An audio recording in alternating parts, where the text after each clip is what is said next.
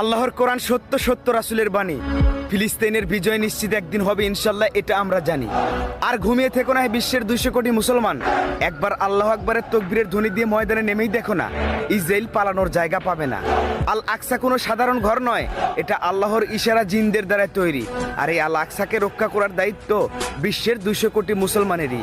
ওরা সবাই একজোট আছে, আর আমরা শুধু নিজেদের চিন্তা করে ঘরে বসে আছি। আর কিছু কিছু বড় বড় মুসলিম কান্ট্রিগুলো ইহুদিদের দালালি করতেছি। আমরা আর ঘরে বসে থাকবো না, ইসলামের জন্য যুদ্ধ করে জিহাদের ময়দানে জীবন দিতে রাজি আছি। বাঁচলে ফিলিস্তিনকে নিয়ে এই বিশ্বে বুক উঁচু করে বাঁচবো, আর নয়তো বিশ্বযুদ্ধ শুরু করে দাও, যুদ্ধ করে জীবন দিব। আল্লাহর কোরআন সত্য, সত্য রাসূলের বাণী।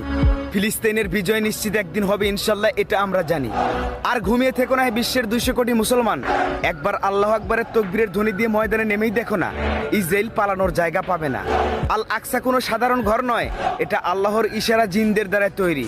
আর এই আল আকসাকে রক্ষা করার দায়িত্ব বিশ্বের 200 কোটি মুসলমানেরই। ওরা সবাই একজোট আছে, আর আমরা শুধু নিজেদের চিন্তা করে ঘরে বসে আছি। আর কিছু কিছু বড় বড় মুসলিম কান্ট্রিগুলো ইহুদিদের দালালি করতেছি। আমরা আর ঘরে বসে থাকবো না, ইসলামের জন্য যুদ্ধ করে জিহাদের ময়দানে জীবন দিতে রাজি আছি। বাঁচলে ফিলিস্তিনকে নিয়ে এই বিশ্বে বুক উঁচু করে বাঁচবো, আর নয়তো বিশ্বযুদ্ধ শুরু করে দাও, যুদ্ধ করে জীবন দিব।